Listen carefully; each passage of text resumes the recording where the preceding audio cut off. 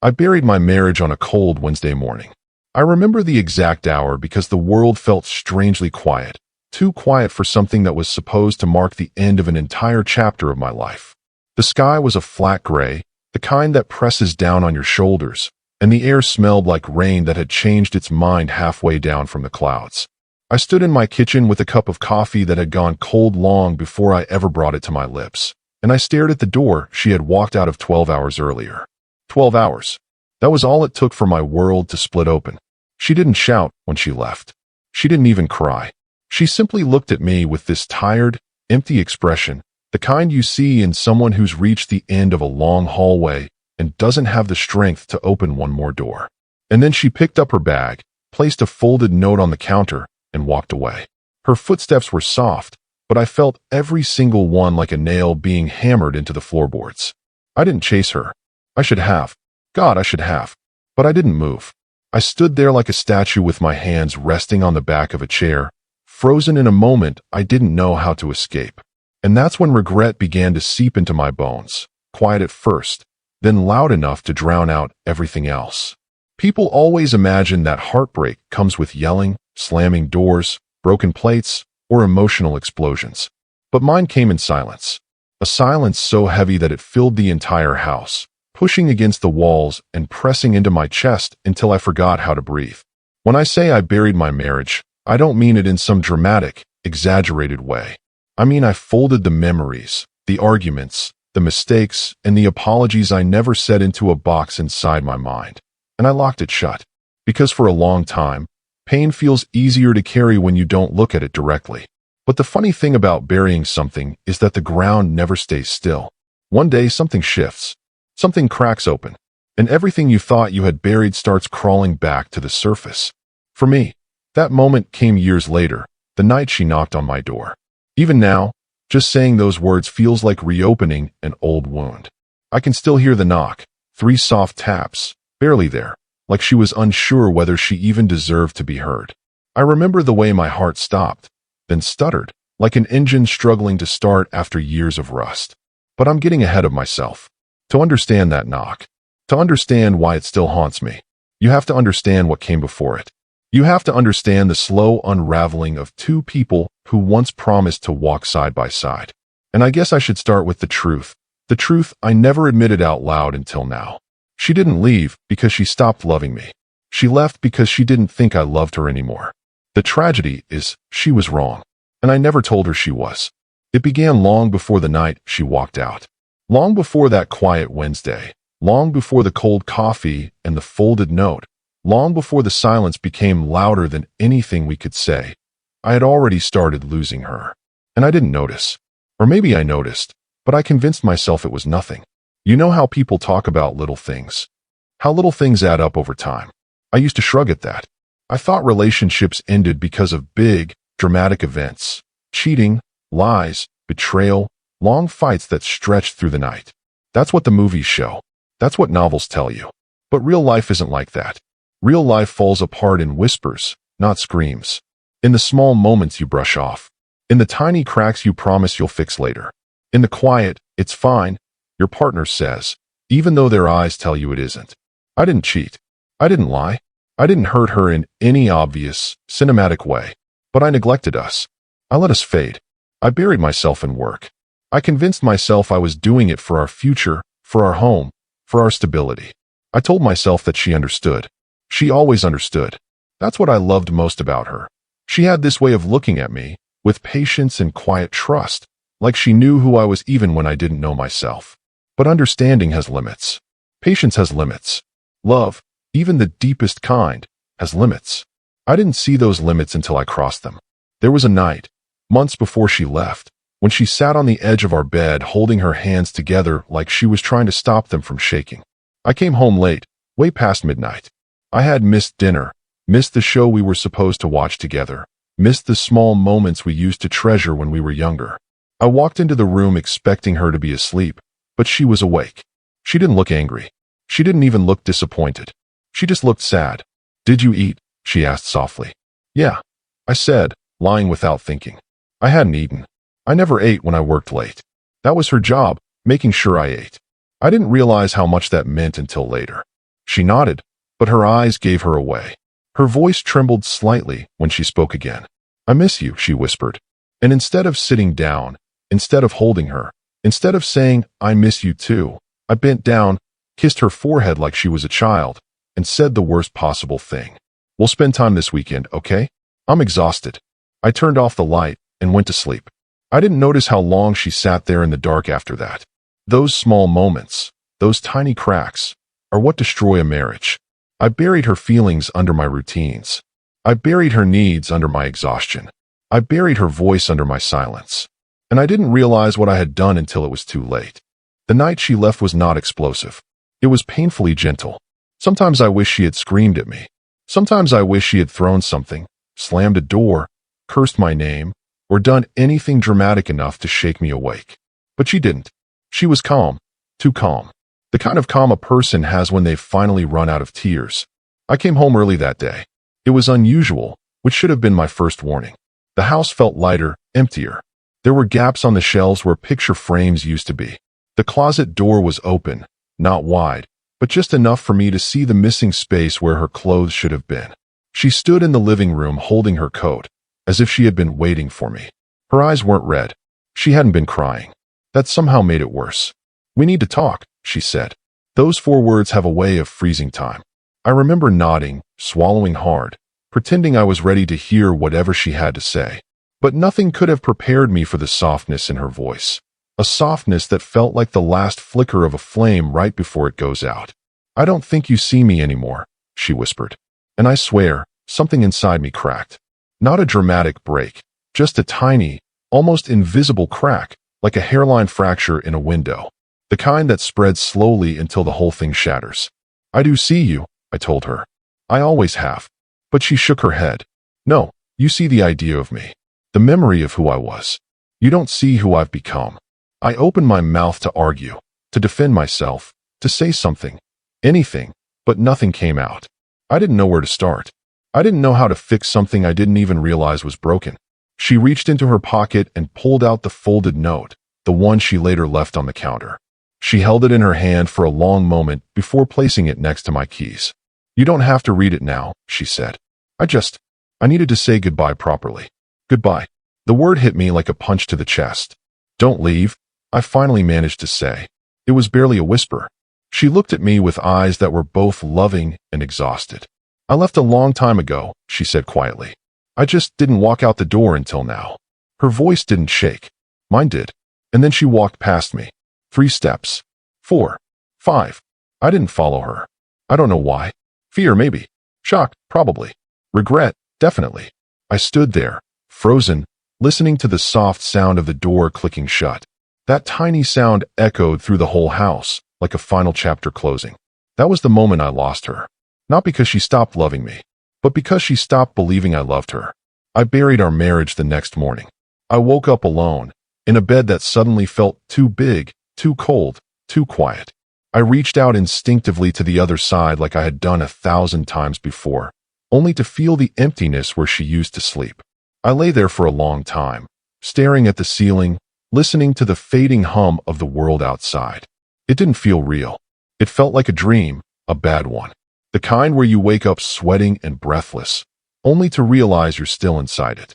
I got out of bed slowly, like my body didn't belong to me anymore. I walked into the kitchen. The note was still there, folded neatly, untouched. I must have stared at it for an hour before I opened it. It wasn't long. It wasn't dramatic. It wasn't cruel. It was gentle, too gentle.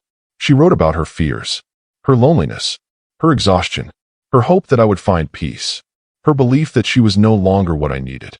And her final line was the one that broke me. "I hope one day you understand that love needs presence, not promises." I sank into a chair and read it again and again until the words blurred. Not because I didn't understand them, but because I understood them too well. That morning, I buried everything.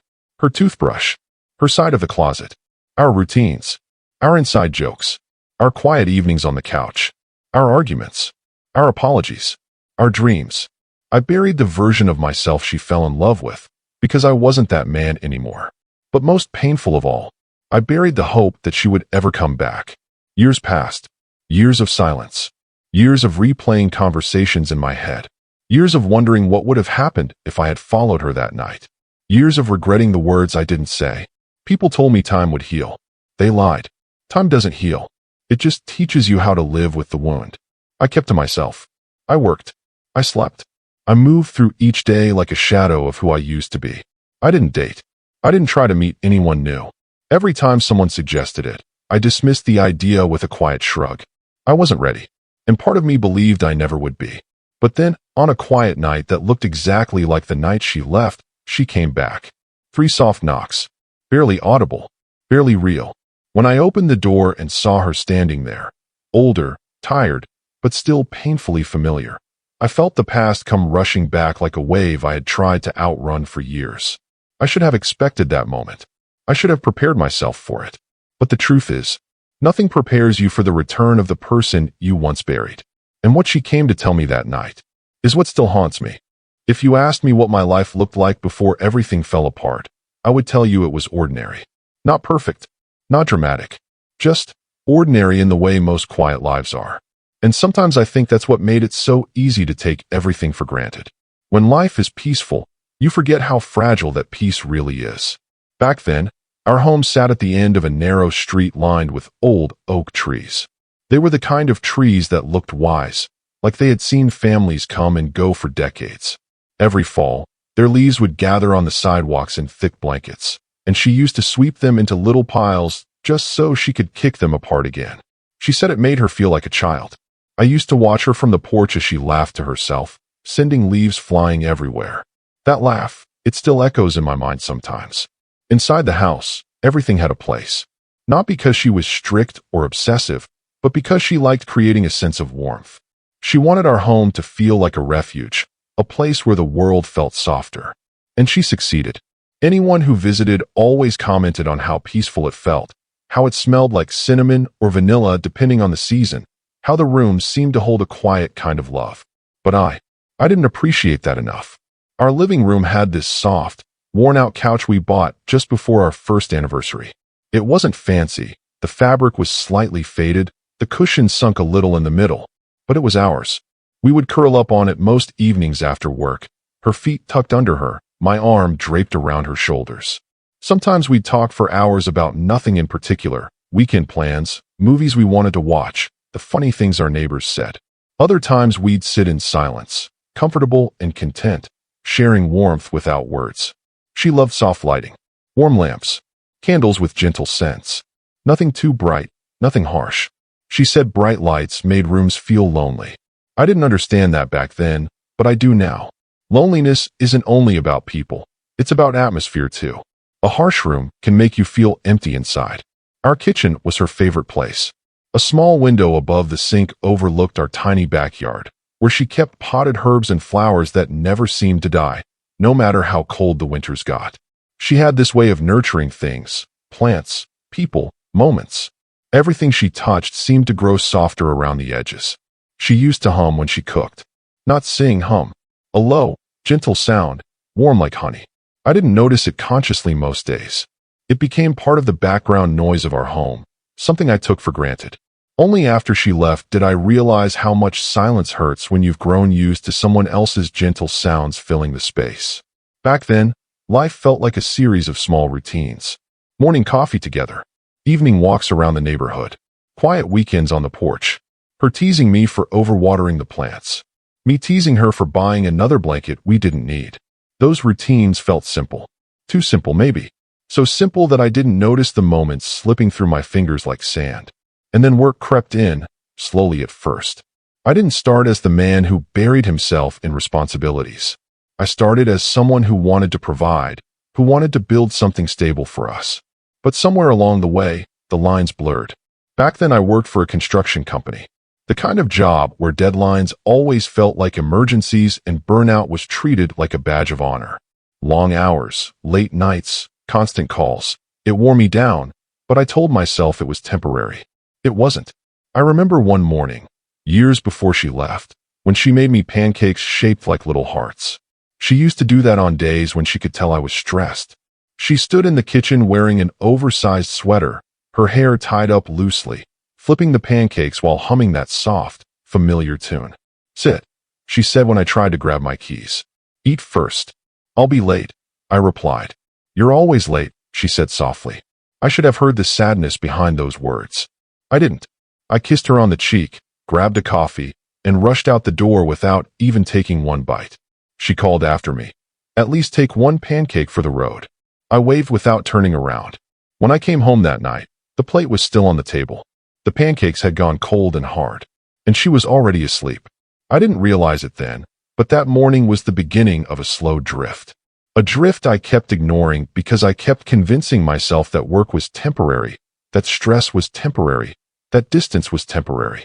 But temporary became habit. Habit became normal, and normal became the slow death of our marriage. There were countless moments like that, small, forgettable moments at the time, that I now remember with painful clarity. Like the afternoon she came home holding 2 tickets to a small music festival downtown. She knew I loved acoustic bands, and she had saved up to surprise me. She stood in the hallway, smiling, holding the tickets like they were pieces of sunlight. Guess what? She said, her eyes bright. But I was on my phone, reading an email. Another work emergency. Not now, I said without looking up. Her smile faltered just a little. It's in 2 weeks. I thought maybe. I don't know if I'll be free. I cut in. Can we talk later?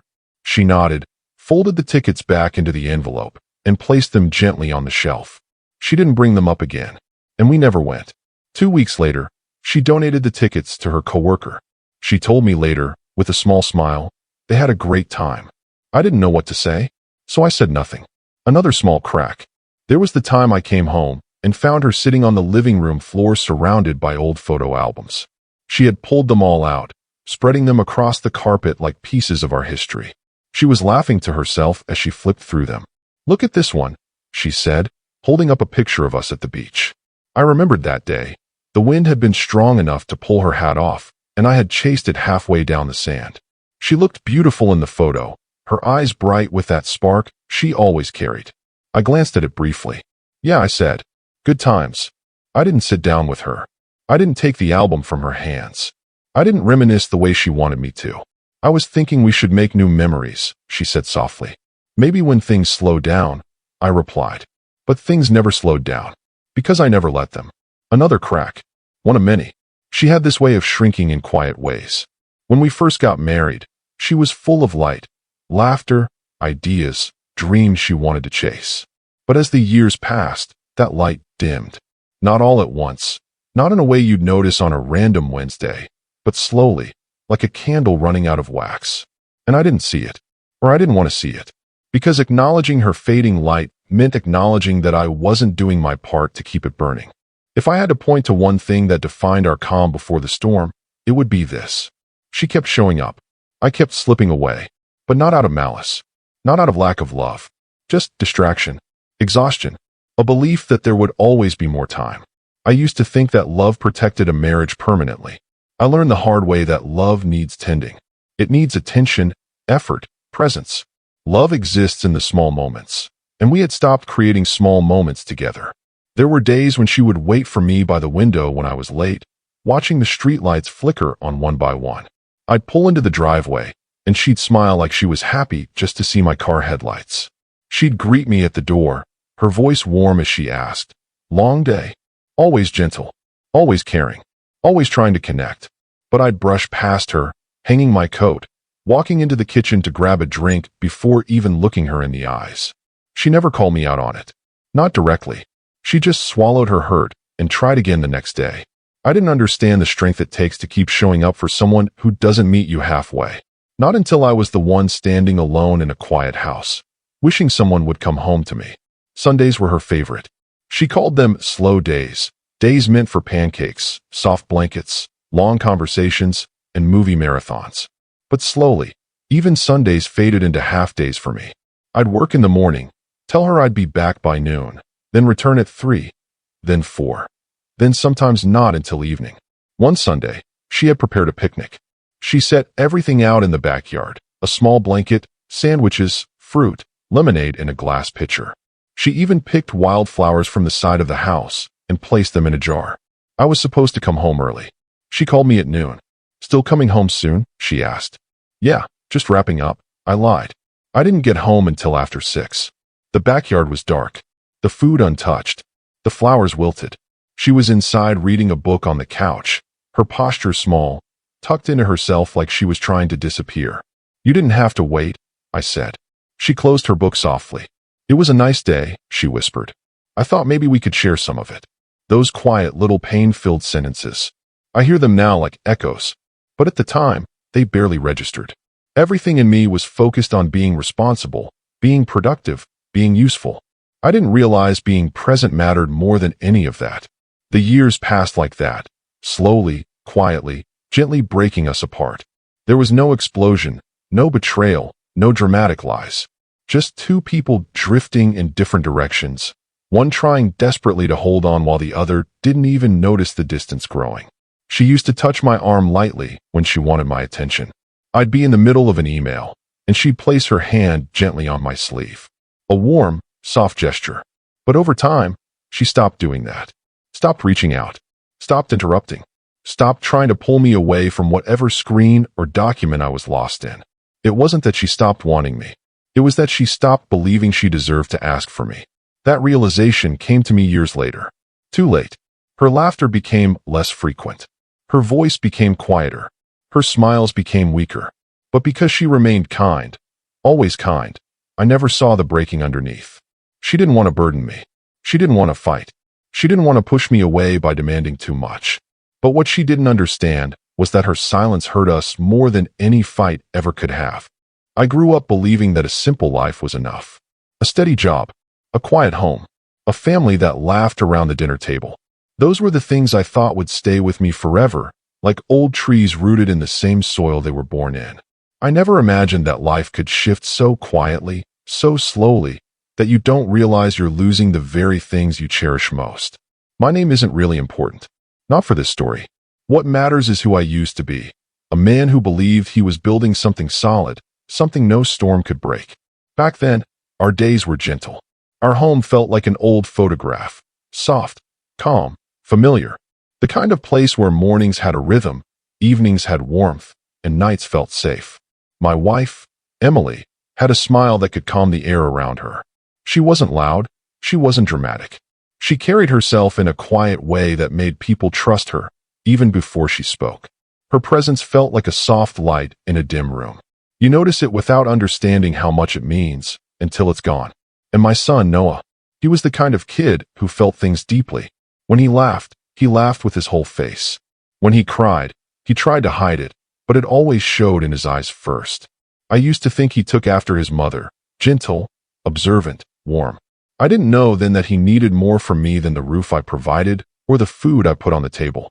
He needed a father who noticed the small things. A father who paused. A father who listened. But I was always moving. Always working. Always trying to build a life strong enough to protect them. I thought that made me a good man. I didn't know that sometimes the people you love don't want a stronger roof. They want a softer voice. They don't want a man who carries the world. They want a man who carries their heart without dropping it. Back then, I believed love was effort measured in hours. Now I know love is effort measured in moments. But I'm getting ahead of myself. Let me tell you how our days used to look. Before everything shifted, before everything cracked open, before the silence grew so loud that even the walls felt different. Morning routines. Our mornings were always quiet.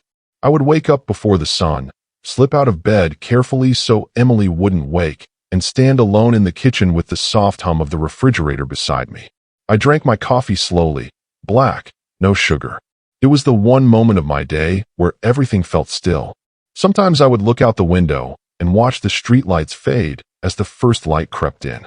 The world always felt gentler when everyone else was still asleep. Back then, I never imagined that the silence I enjoyed so much would one day become a burden heavy enough to break me. Emily usually woke up next, her footsteps soft, almost rhythmic. She would wrap her sweater around her shoulders and smile at me with that half-awake look she always had.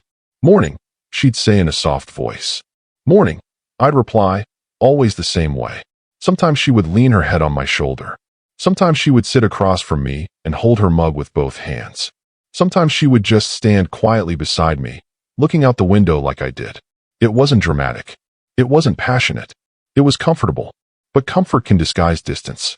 You don't see how far you're drifting from someone until the space between you becomes obvious. Noah usually came down last, rubbing his eyes, his hair sticking up in every direction. "Dad, morning," he'd mumble. "Mornin', champ," I'd say, tapping the table. Breakfast was simple: toast, eggs, maybe fruit. Nothing fancy, nothing memorable. And that was the problem. Life wasn't marked by moments. It was marked by routines. Routines can keep a house running, but they can't keep a family connected. I didn't know that then. The calm before anything goes wrong. At that time, I believed everything was fine. Emily worked part-time from home, doing graphic design. She loved it, even though it didn't pay much. She would show me her projects sometimes, color palettes, layouts, little icons she designed. "What do you think?" she'd ask gently. And I'd answer the same way every time. "Looks great, Em." Sometimes she'd smile. Sometimes she'd look away. Sometimes she'd say, "You didn't really look." And I'd respond, "I trust you. You're great at what you do." It wasn't a lie. She was good. But I didn't understand what she was asking from me. She wasn't asking for approval. She was asking for attention. Meanwhile, Noah was growing fast. He was 13 around that time, the age where boys start wrestling with things they don't have the words for yet. He'd sit at the table with his cereal and sometimes stare into space like he was thinking about something heavy. When I asked what was wrong, he'd say, "Nothing," in that short teenage tone. I thought it was normal. I thought boys grew quiet because they were becoming men. I thought silence meant strength. I didn't know silence could also mean confusion, or fear, or loneliness. Some days, I would leave for work before he even finished getting ready. "Dad, are you home tonight?" he asked once. "Not sure, bud. Might be late. A project is due." He nodded slowly, pushing his spoon around the bowl. It should have been obvious then, but I didn't see it. You never do, when life feels stable. The small cracks feel like nothing until the day the whole wall falls. Weekends, the illusion of togetherness. Weekends were supposed to be family time. I used to tell myself that even if I worked long hours during the week, the weekends made up for it. But the truth is, I was tired. Too tired. And tiredness has a way of stealing your family little by little. Some Saturdays, Emily would ask, "Do you want to take Noah to the park? He's been talking about practicing basketball." And I'd respond, "Maybe later. I just want to rest a bit." Rest turned into hours. Hours turned into distance. Distance turned into memories I never got to make. Emily and Noah sometimes went without me. She'd send pictures, a blurry shot of him throwing a basketball, or a video of him trying to land a trick on his skateboard. I'd text back, "Nice. Tell him good job." And that was it. Noah would come home excited, telling me stories about how he almost landed a perfect shot or how he raced a group of kids and came second place. "Dad, you should have seen." "That's great, buddy." I'd interrupt, glancing at my laptop. He would go quiet after that. Looking back, I wasn't ignoring him. I was overwhelmed. But from his eyes, I was absent. And absence, even when unintentional, hurts deeply. Emily tried to bridge the gap. She tried to nudge me, to remind me gently. "Talk to him a little," she'd whisper. "He needs you." "I'm doing my best," I'd say. I thought I was. But sometimes your best isn't what your family needs. Sometimes it's simply what's easiest. The small signs I missed. There were moments, tiny, fragile moments, when I could have seen where things were headed. Like the night I found Emily sitting alone on the couch, staring at old photos on her phone. She didn't hear me walk in at first. She was scrolling through pictures from years ago. Us at the beach, Noah on my shoulders, Emily laughing as I pretended to fall. "Hey," I said softly. She quickly locked her phone, forcing a small smile. "Oh, hey, didn't hear you. What's wrong?" I asked. "Nothing. Just remembering." I sat beside her, close but not close enough. "Those were good days," she said. "They still are," I replied. She looked at me with eyes that said something I didn't understand then. "Are they?" she whispered. I didn't know how to answer that, so I didn't. I just leaned back and stared at the ceiling. Another moment was with Noah. He came into my room one evening, holding a paper from school. His hand was shaking, not visibly, but enough for me to sense it. "Dad, can you read this?" he asked. "Give me a minute," I said, still typing on my laptop. He waited, and waited, and waited. After a few minutes, he quietly placed the paper on my desk and left. I didn't see what was written until the next morning. It was a short essay he wrote for class. A person I want to be closer to. He wrote about me, about wanting to talk to me. about not knowing how. I folded the paper and put it in my drawer. I told myself I'd talk to him about it later. But later never came. A father's delay can feel like rejection to a child. I didn't understand that until it was too late. The family dinners that weren't family anymore. We still had dinner together most nights. But the conversations became shorter. Our laughter became quieter. Our silences became longer. Emily would ask how my day was. I'd say fine. I'd ask about hers. She'd say busy. Sometimes she'd try to talk about something deeper, something emotional, but I always redirected the conversation. Not because I didn't care, but because I didn't know how to open up without feeling exposed. Noah would mostly eat in silence. Sometimes he'd talk about school, but he always stopped halfway through his sentence, like he believed no one was really listening. And maybe we weren't. Not the way he needed. When dinner ended, we drifted into separate rooms like strangers sharing a house. We loved each other. There's no doubt about that. But love without connection can feel like nothing at all. The night I should have paid attention. There was one evening I'll never forget, not because something dramatic happened, but because something didn't happen. Emily stood in the kitchen washing dishes, her shoulders tense. I came home later than usual, exhausted. I poured myself a glass of water and stood beside her. "You okay?" I asked. She hesitated before answering. "Do you ever feel like we're not really here anymore?" She whispered. "What do you mean?" She put a plate on the rack and leaned against the sink, wiping her hands slowly. "I feel like we're fading piece by piece. Like we talk, but we don't connect. Like we're living together, but not living with each other." We're fine," I said quietly. "Every family goes through this." She looked at me, her eyes tired but searching. "Do you feel it too?" I paused, then shrugged. "Maybe we're just stressed." She nodded slowly, but her face fell in a way that broke something inside me, something I didn't realize had cracked. She wanted me to fight for us. She wanted me to ask questions. She wanted me to care deeply and openly. But I responded with a shrug. A shrug can destroy a marriage as easily as betrayal. You don't need harsh words to break someone's heart. Sometimes silence does it better. The slow drift I didn't see. Over time, Emily smiled less. Noah talked less. Our home felt heavier. Yet I told myself it was normal. That families go through phases. That things would bounce back on their own. But love doesn't bounce. It weakens if you don't hold it. And I was too focused on building a life to notice the life slipping away from me. The signs were all there. Emily going to bed before me every night. Noah spending more time in his room. Weekend plans slowly disappearing. Conversations becoming surface level. Hugs becoming rare. I love you becoming softer. Laughter becoming almost non-existent.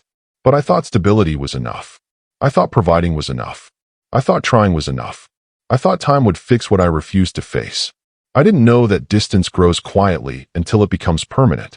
And by the time you try to reach for someone, they might already be too far away. If I could point to the moment things truly began to shift, the moment the ground under my family quietly loosened, I would tell you it wasn't a fight, or a betrayal, or some dramatic confession. It was a Tuesday. A calm, plain, forgettable Tuesday. Funny how life works.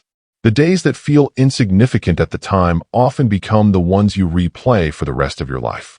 It started with a silence that felt different, heavier, almost thoughtful. Emily moved slower that morning. She made coffee but didn't drink it. She packed Noah's lunch but didn't hum like she usually did. She looked like someone who had spent the whole night thinking and woke up tired from her own thoughts. I noticed. I truly did. But instead of asking what was wrong, I brushed her shoulder gently and said, "You okay? You look tired." She gave a half smile. "I'm fine. Just thinking. I didn't ask about what. I didn't dig deeper. I didn't stop long enough to see the weight in her eyes. I kissed her forehead, grabbed my keys, and left the house. I didn't know it then, but this was the day Emily began slipping away, not physically, but emotionally. It was the day she stopped waiting for me to notice the things she kept gently offering me. It was the day she realized I saw her, but not clearly enough. Noah's distance. That same week, Noah started closing his door more often. Not slamming it, never slamming it. Just a quiet closing. A soft click that somehow sounded louder than any argument could. One evening, I walked past his room and heard the faint sound of him talking. At first I thought he was on the phone with a friend, but when I listened closer, I realized he was practicing something out loud. At 13, kids don't rehearse much unless it matters. "No, Dad, that's not what I meant. I just want you to listen. I don't know how to tell you this. His voice broke a little. I froze. A father should have opened the door gently. A father should have asked, "What's going on, son?" A father should have stepped in before things grew too heavy for a kid to carry alone. Instead, I walked away. I told myself I should give him privacy. But if your child rehearses conversations they're afraid to have with you, they don't need privacy. They need you. I didn't know that yet. The dinner where no one spoke. 3 days later, we sat around the table for dinner. It was one of those meals where the food was warm, but the air felt cold. Emily pushed her pasta around her plate. Noah kept glancing at me, then at her, then back at his plate. I kept checking my phone for an email that never came. Finally, Emily said, "We should talk." Her voice didn't carry anger. It carried something worse, sadness. I looked up. Noah looked up too, as if he'd been waiting for those words.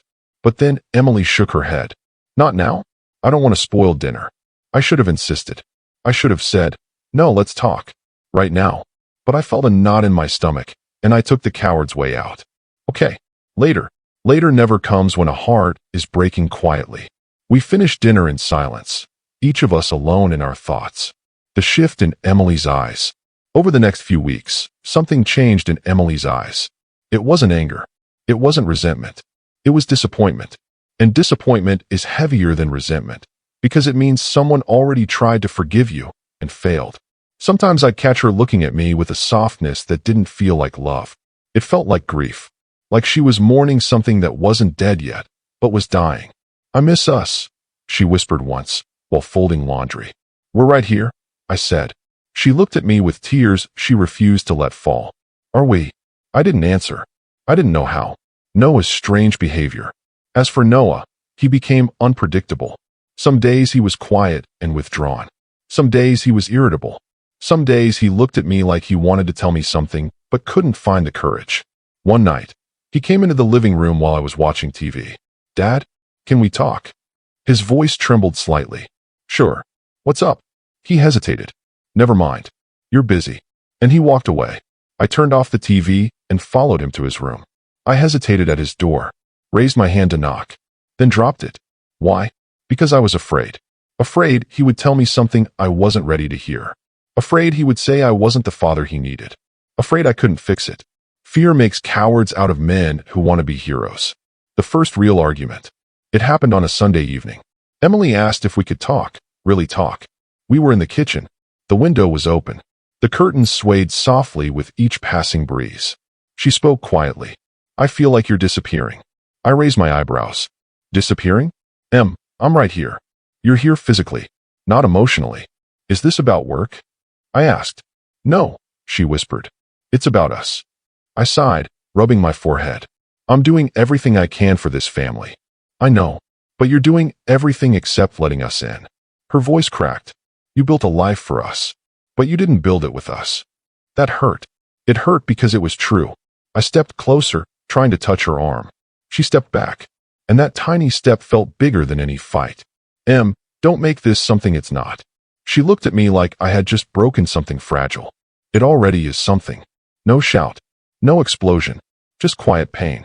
But quiet pain can echo for years. Noah's late-night confession. Later that night, after Emily went to bed early, I found Noah sitting in the hallway on the floor. His knees were pulled up to his chest. He was staring at the carpet like it held all the answers he didn't know how to ask for. "Hey," I said softly, taking a seat beside him. He didn't look at me. "Mom's sad." "I know." He swallowed hard. "You're sad too." "I guess I am." He finally looked up at me, his eyes glossy. "Are you guys gonna, split up?" My heart stopped. "What? No." "Who said that?" "No one," he whispered. "I just feel it." I put my arm around him. "We're okay, bud." He didn't believe me. Kids don't believe words. They believe atmosphere. And our home didn't feel okay. Not anymore. Not to him. Not to Emily. Not even to me. The night Emily didn't come home. 2 weeks later, something happened that should have shaken me, but instead, I shrugged it off like a fool. Emily texted me at 5 p.m. "Working late. Don't wait up." There was nothing strange about the words. But the tone, it felt different. She came home at 11:30 p.m. No explanation. No details. Just a quiet, "I'm home," and she walked straight to the shower. I sat on the couch, pretending to watch TV, but I felt something hollow in my chest. Not jealousy, not anger. Fear. Fear that she was finding comfort somewhere that wasn't me. Fear that I had pushed her so far away she was standing on an edge I didn't know existed. But I didn't ask. I didn't confront. Instead, I said, "You okay?" She nodded. And that was the end of it. But it shouldn't have been. The beginning of the end. The next morning, I woke up to the sound of something unfamiliar. Emily crying. Not loud. Not sobbing. Just soft, exhausted crying. The kind that comes from someone who's been holding their heart together for too long. She was sitting on the bathroom floor, knees pulled in, head resting against the wall. I knelt beside her. "Em, talk to me." She wiped her eyes quickly. "I'm sorry. I didn't want you to see this." "See what?" She shook her head. "I can't live like this anymore."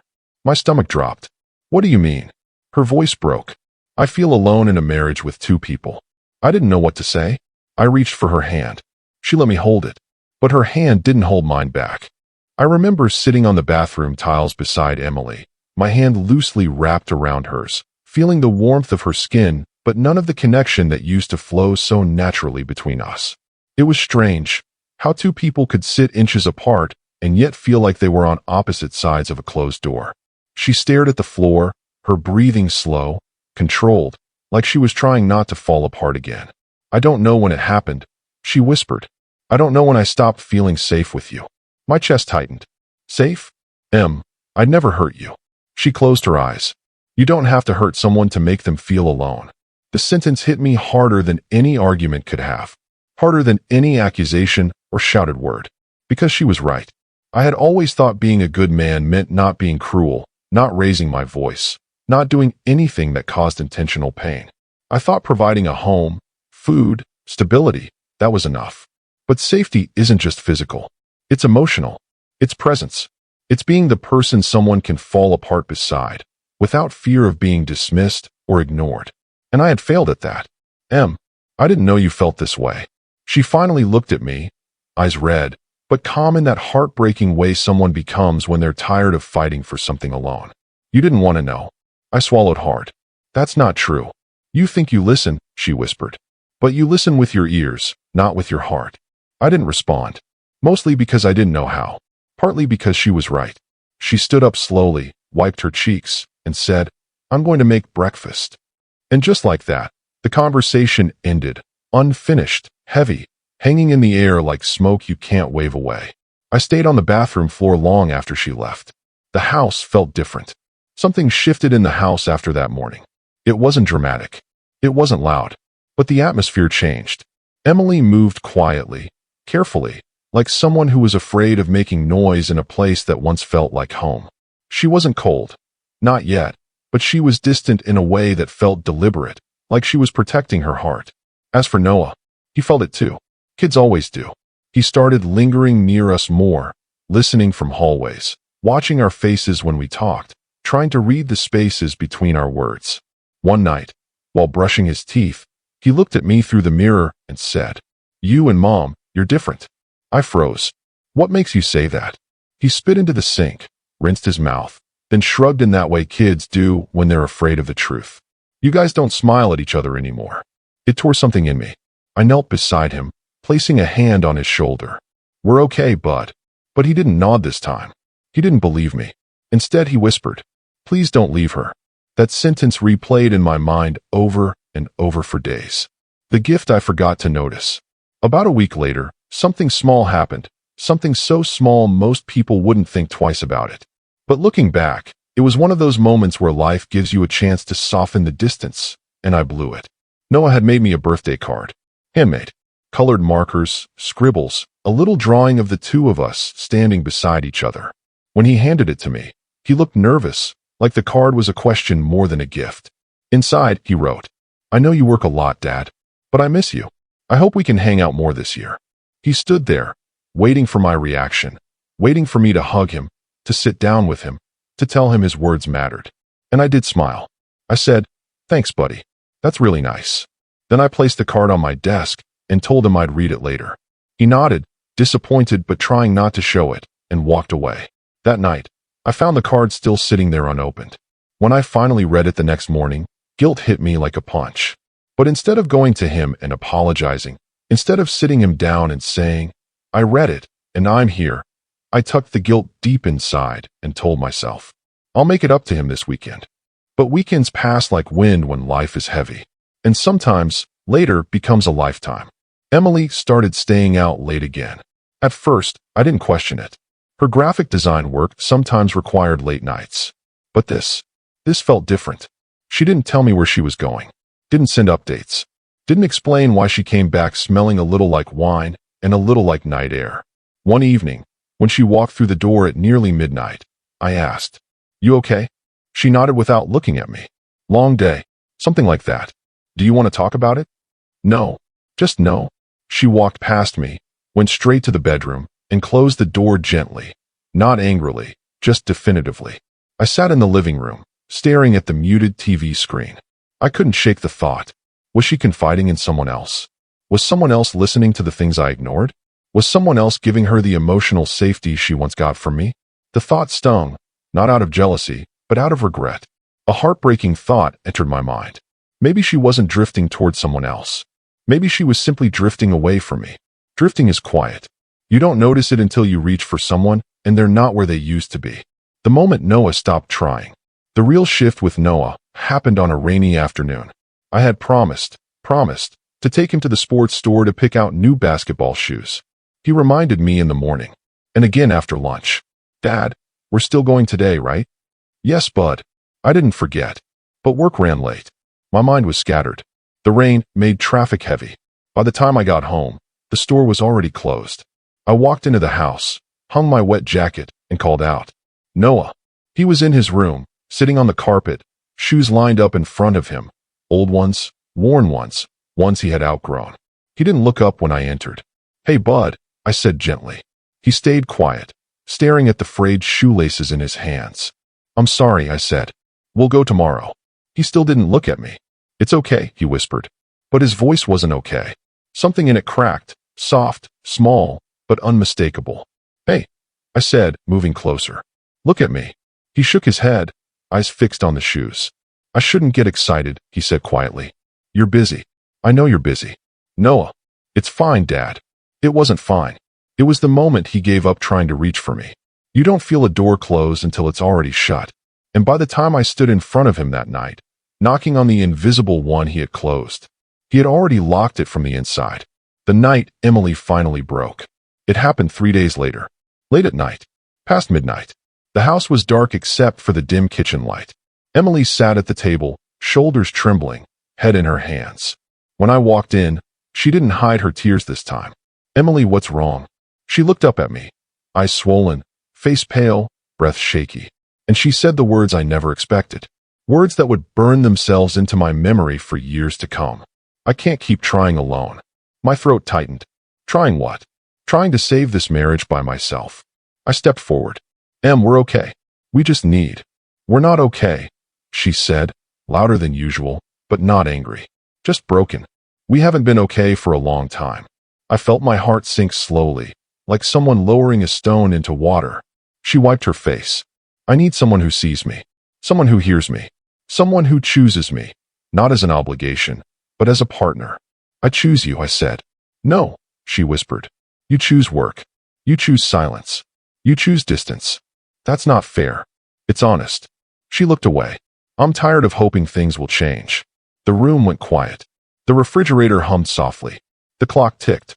The rain hit the window in soft, steady taps. And for the first time, I realized she wasn't threatening to leave. She was preparing to. There's a difference. A deep, devastating difference. I kept replaying that night in my head for days. The night when Emily told me she felt invisible. Her voice hadn't been loud. She hadn't thrown anything. She hadn't accused me of anything unforgivable. But something in her tone carried a kind of finality I didn't know how to interpret back then. It was like she wasn't angry at me anymore. She was disappointed for herself. And somehow, that hurt more. For the next week, the house felt quieter than usual. Not in an obvious way. Not the kind of silence that comes after a big fight or a slammed door. It was more like a soft, steady distance. Something you could almost miss if you weren't paying attention. I noticed it in small things. Emily used to hum while she cooked or cleaned or walked around the house. Not loudly. Just little bits of melody she picked up from songs she'd heard on the radio. She didn't hum at all that week. She used to place her hand on my shoulder when she walked behind me in the kitchen, a small, loving tap, almost unconscious. She stopped doing that too. She didn't stop talking to me. She didn't stop smiling completely. But I could tell those small gestures, those tiny stitches in the fabric of a marriage, were slowly being undone. And every night, I told myself, it's nothing. She's tired. She's stressed. It'll pass. But deep down, I knew something was shifting. One night, a little after dinner, I walked into the bedroom to grab a book from the nightstand. Emily was sitting on the edge of the bed, her head bent low, fingers interlocked. She looked up when I walked in, but her eyes were red, as if she'd been crying. "Hey," I said softly. "You okay?" She wiped her eyes too quickly. A practiced, familiar gesture. "Yeah, just a long day." I sat beside her. Talk to me." She hesitated, looking at her hands as if searching for the right words. Then she said it, something that landed in me like a quiet punch. "I feel like I live with a man who loves me, but doesn't see me." My mouth opened, ready to defend myself, ready to list the things I did do, the way I provided, the way I tried to be consistent, stable, reliable. But her eyes stopped me. They weren't angry. They were tired. So instead, I asked, "What does that mean?" She swallowed hard.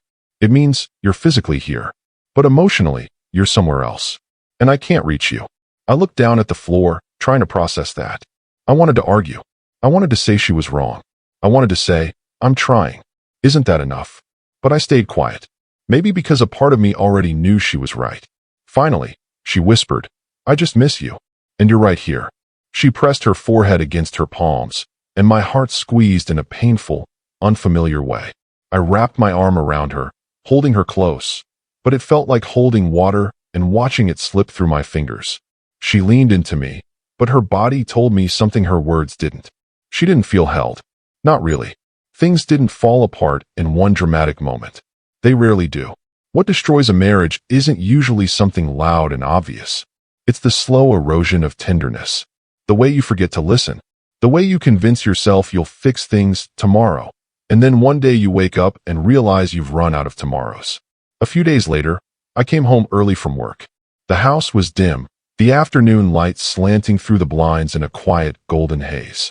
Emily was sitting at the small dining table with a cup of tea, staring at nothing. I stood in the doorway watching her for a moment, trying to understand the weight she carried. She looked peaceful in a sad, distant way, like someone who had made peace with something I didn't know about yet. When she noticed me, she straightened a little. "Oh, you're home early." I walked over and kissed the top of her head. "Thought I'd surprise you." She smiled softly, but it didn't reach her eyes. We talked for a bit, mundane, small things. Work, groceries, the weather. But under every word, there was something unsaid. Finally, she took a deep breath and said, "Can I ask you something?" "Of course." "Do you ever think about us? About the way we used to be?" I pulled out the chair and sat across from her.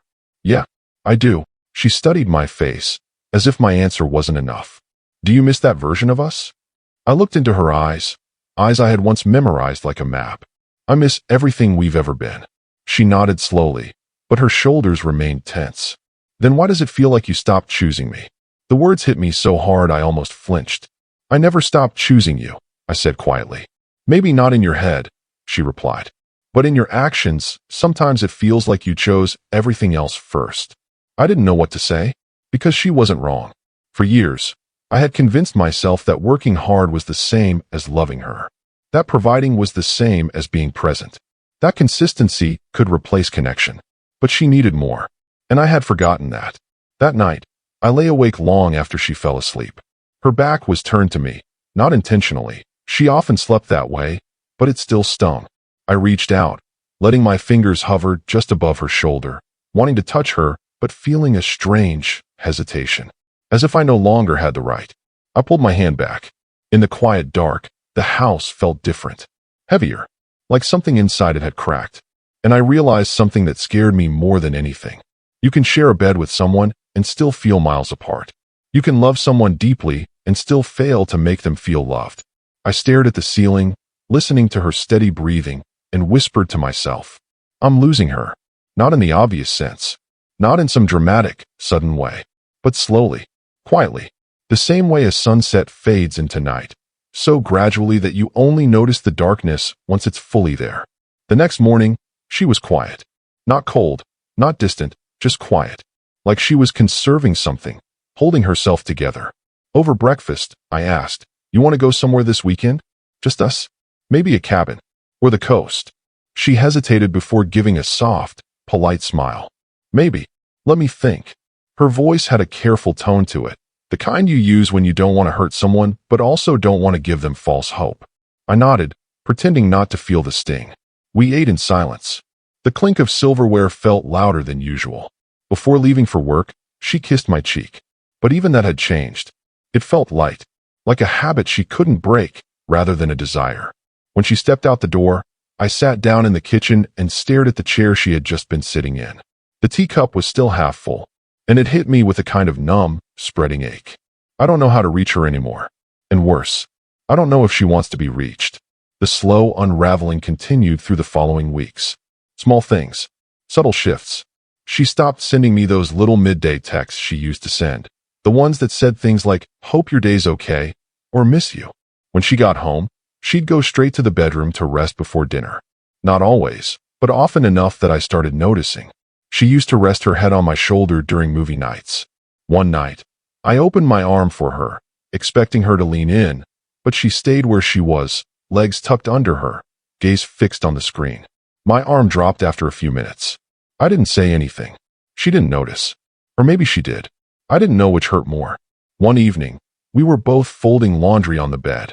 It was one of those normal domestic moments. Clothes spread out, warm from the dryer, soft lamplight casting a peaceful glow over the room. And then she said something I'll never forget. Not because of the words themselves, but because of how she said them. "Do you think," she began carefully, folding one of my shirts, "that people can love each other and still grow apart?" My hands froze over the towel I was folding. She wasn't asking as a hypothetical. She wasn't wondering in some philosophical way. She was telling me something. "Why do you ask?" I said quietly. She kept folding. Calm. Controlled. No reason. Just thinking. "Emily," I said softly, "please don't do that." She looked up. "Do what?" "Talk like something's breaking and then pretend it's nothing." Her eyes softened with sadness. Not irritation. Not anger. Sadness. She sat on the edge of the bed, her hands resting on her lap. "I'm not trying to hurt you," she whispered. "I'm trying to be honest in the gentlest way I can." My throat tightened. "Are we growing apart?" She looked down at the floor. Then she nodded. Just once. A small, heartbreaking nod. I felt something inside me collapse. Something I had thought was solid enough to hold us forever. "Emily, we can fix this," I said quickly. Too quickly. "We can talk. We can." She shook her head softly. "I've been trying to talk for years. I think I just finally ran out of words." That sentence, that one sentence, stayed with me longer than any fight we ever had. Because it was true. She had tried. Quietly. Gently. In all the small ways people ask for love without saying it directly. She had asked for my attention through her silence. For my presence through her fading smile. For my heart through her distance. And I had missed every signal.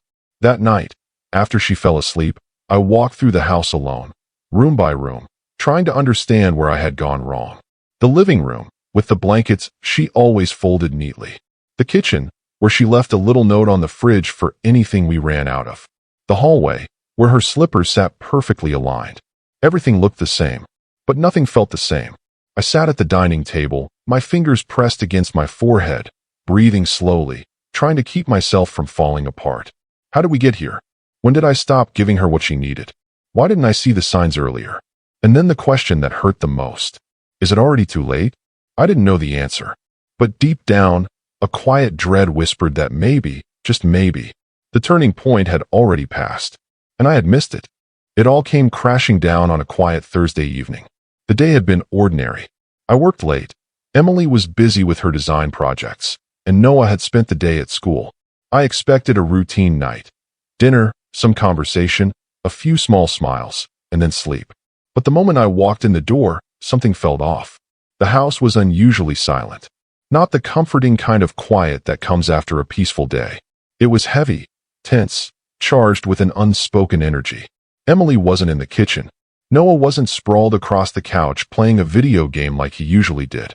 The living room was empty, still, waiting. I called out softly, "Emily?" "Noah." No answer. I walked toward the bedroom and noticed something on the small table by the door. A note. My stomach sank before I even read it. It was in Emily's handwriting.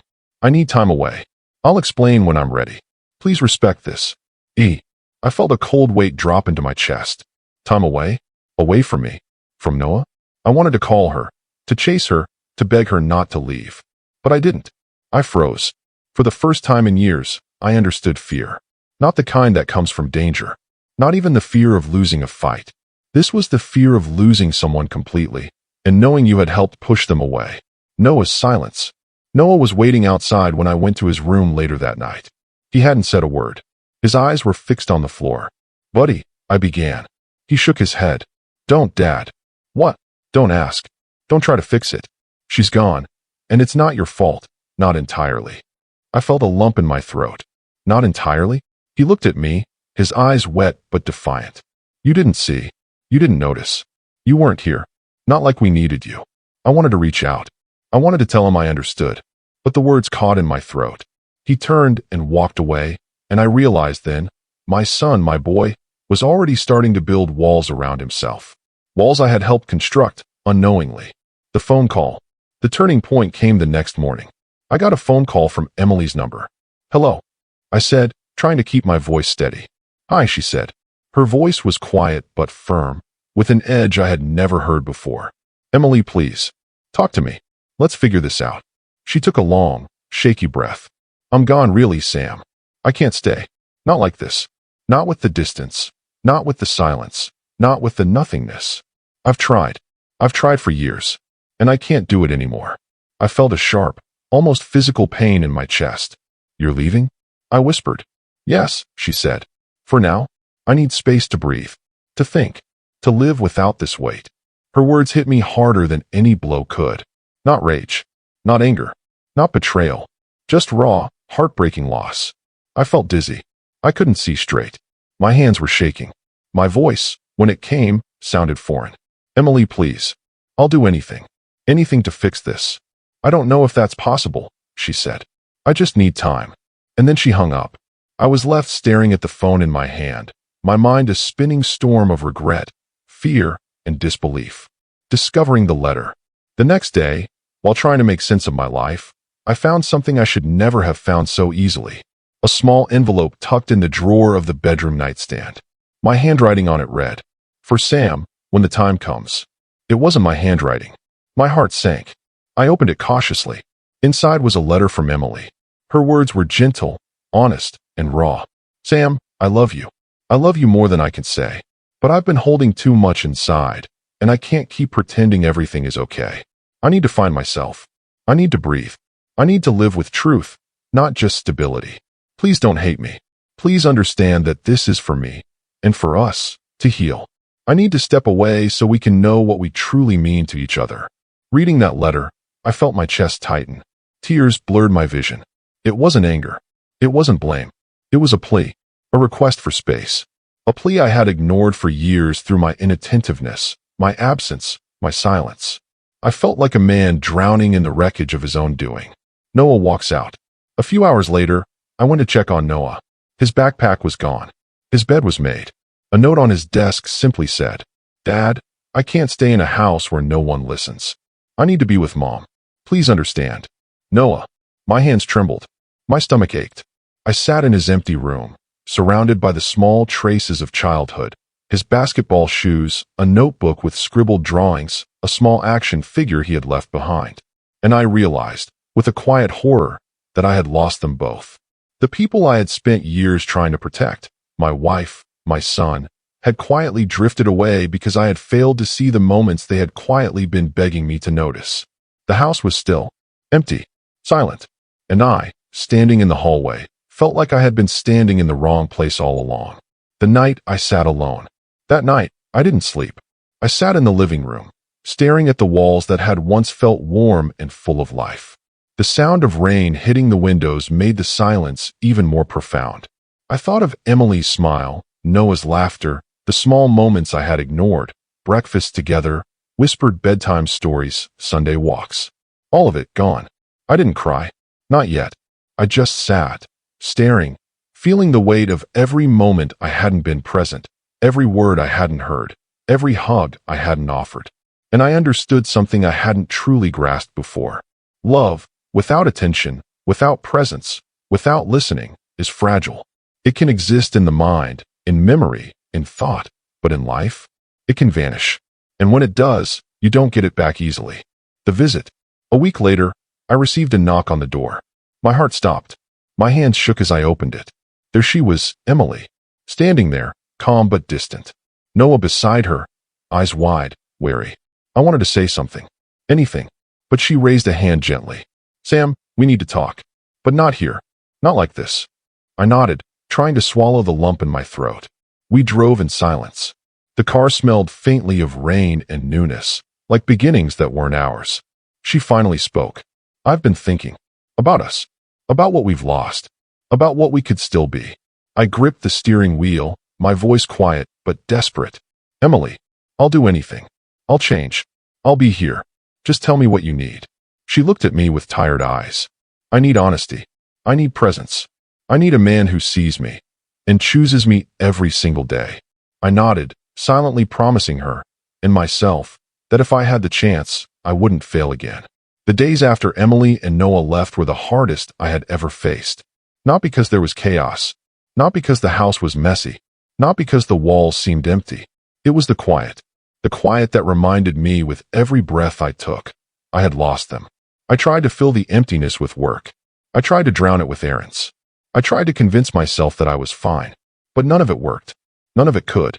Because this wasn't about schedules. It wasn't about responsibilities. This was about love. And I had forgotten how to give it properly. Reflection. I spent hours sitting alone in the living room, staring at the spaces they had left behind. Noah's basketball shoes, slightly scuffed. Emily's mug, still on the counter. The small stack of letters I hadn't read.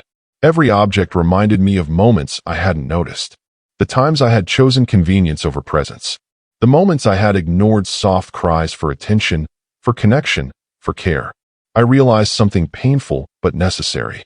It wasn't too late to change. It was too late for some things, moments I had missed. But it wasn't too late to be better, to truly see, to truly listen. And I had to start with myself. Reaching out to Noah. The first step was Noah. I knew I had failed him in ways that couldn't be undone with words alone. But I had to try. I sent him a letter, not an apology filled with excuses, but an acknowledgement of my mistakes. Noah, I know I haven't always been the father you needed. I've missed things you wanted me to see. I've been distant, and I'm sorry. I don't expect you to forgive me quickly. I just want you to know that I see you now, and I want to be here, really here, if you'll let me. Love, Dad. A few days later, he called. Hi, Dad. Hi, buddy. I said, my voice trembling. There was a pause. Then, hi. I miss you too. It wasn't perfect. It wasn't everything I had hoped for. But it was a start. Reconnecting with Emily. After rebuilding a small connection with Noah, I turned to Emily. I wrote her a letter too, but it was different from the first. This one wasn't about guilt or desperation. It was about recognition, honesty, and commitment. Emily, I've spent the last days thinking about what you said, about what I failed to see. I understand now that love isn't just about being present. It's about truly seeing, hearing, and choosing the person you love every single day. I don't expect anything from you right now, but I want to show you, not just tell you, that I can be that man. Sam. I didn't send it immediately. I wanted it to be more than words. I wanted my actions to match. Small steps. The first step was listening. Really listening.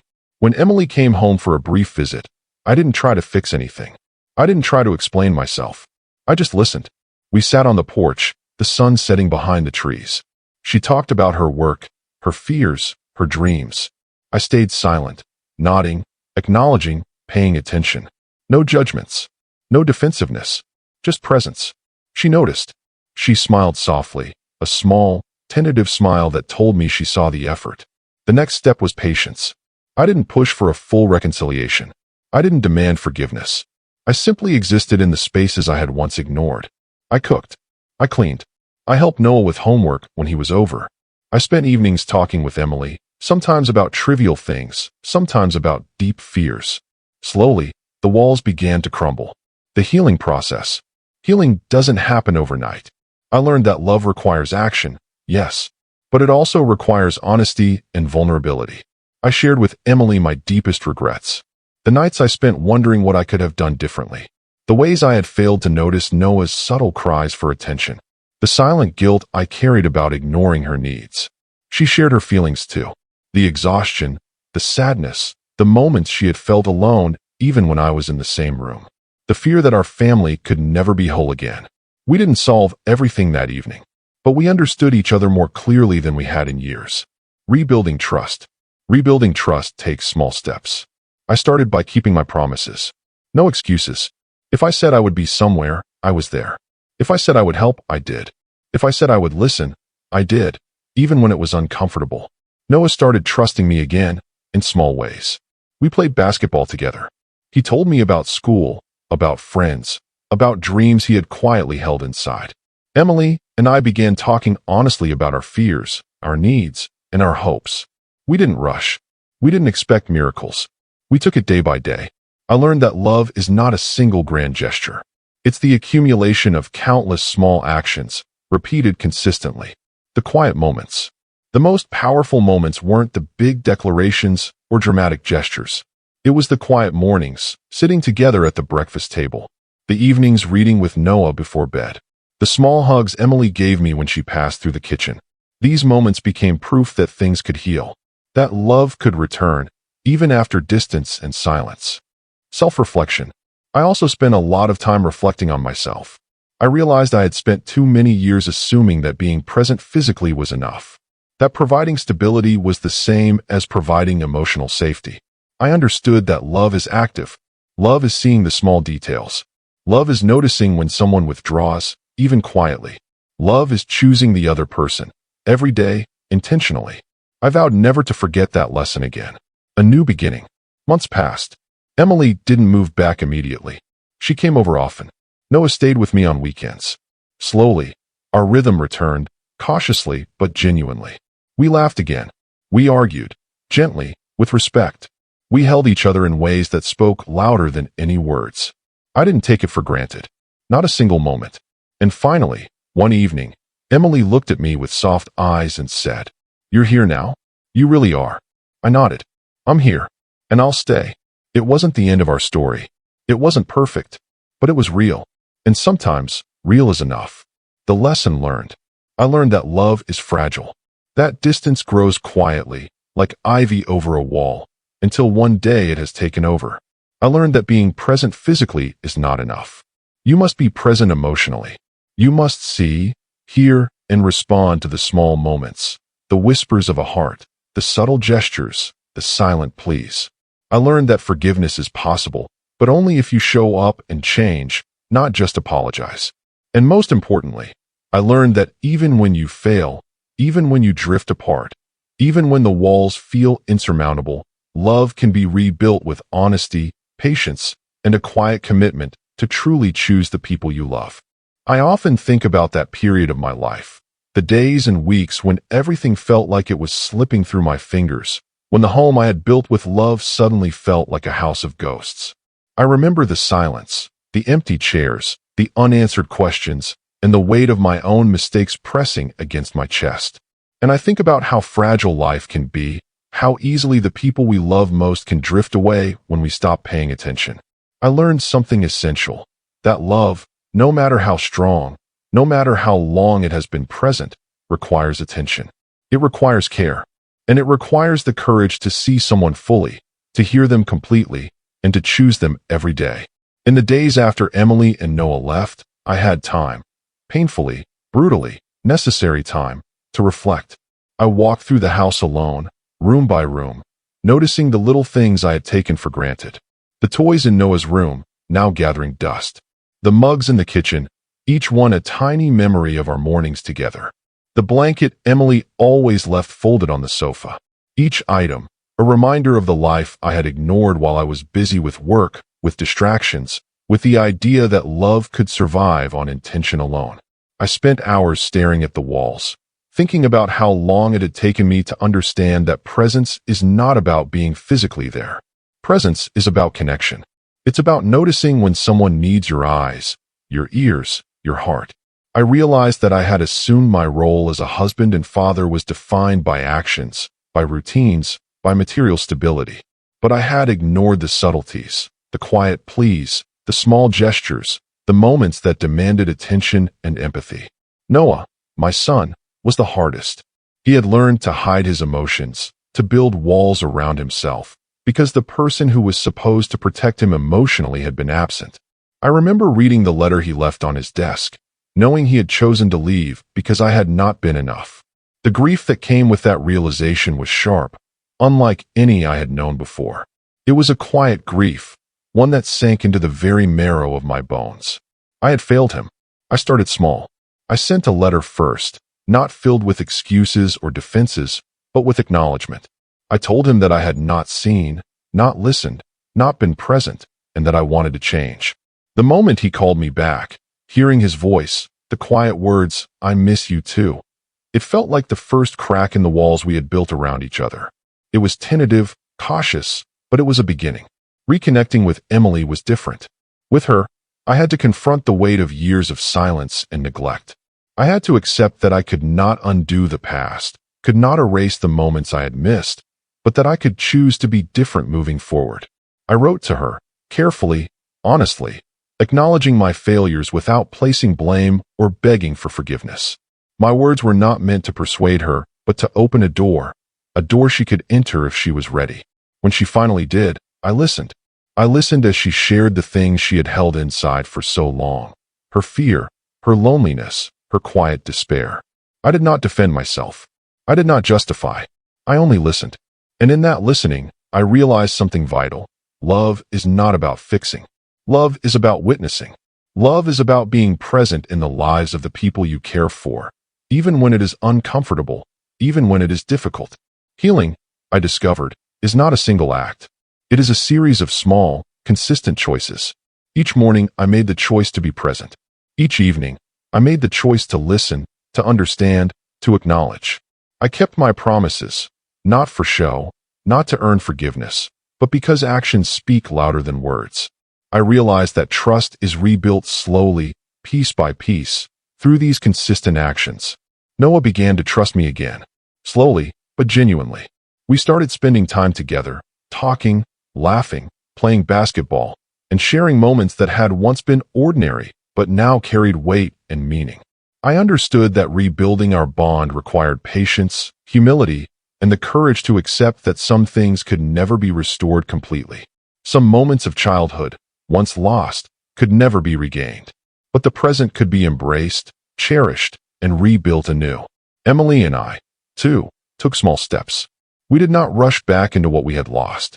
We rebuilt in increments, dinners together, quiet conversations, shared laughter.